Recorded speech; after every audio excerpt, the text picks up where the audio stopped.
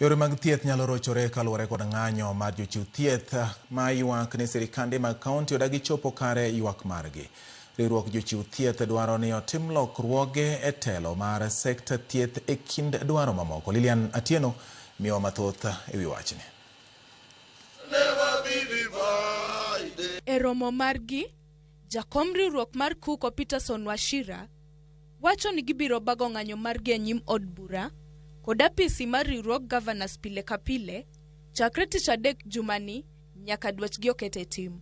On Wednesday, all health workers, clinical officers, biomedical engineers, laboratory officers, nutrition and dietitians, pharmaceutical technologists, public health officers, we shall all converge here in Nairobi.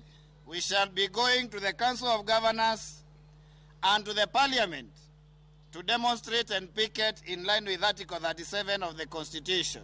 Moko kuom dwachgi magidwaro mondo ng'i en kanyakla kod ndiko jochiw thieth mag universal health coverage madirom 7,450 e orak mongirore kod ketogi okumba mar thieth, goyo kogneo gi rimiti mar winjruok margi kod chulo jothieth manokonyo ndalo midhiero mar COVID-19. The 7,450 UHC staff do not have a salary this month.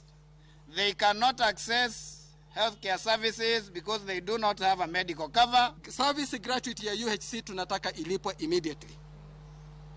Wamefanya miaka 6 renewal of contract year after year. Jakom mar Numlo, Odipo Nicholas, bende korka koro kwedo riwruok governors kuom keto weche thieth e siasa makelo midhiero e chudo mar jotijgo ka koro gidwaro mondo weche thieth ogol e sirkand counties kendo duoki e sirkal mamalo. Waneno ni governors dwa tiyo gi siasa mang'eny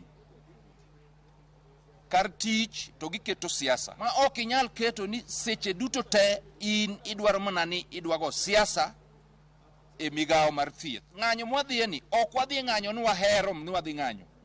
Wadhi ng'anyo nikech governors ok dwa tiyo tich manomigi gi jopiny. Kumachielo, jagoro mar riwruok Kuko George Gibore omedo ni ng'anyo no luore kod chik makare ka bendo kwayo oganda mondo many thieth e osiptende mag ji giwegi nyaka winj ywakgi.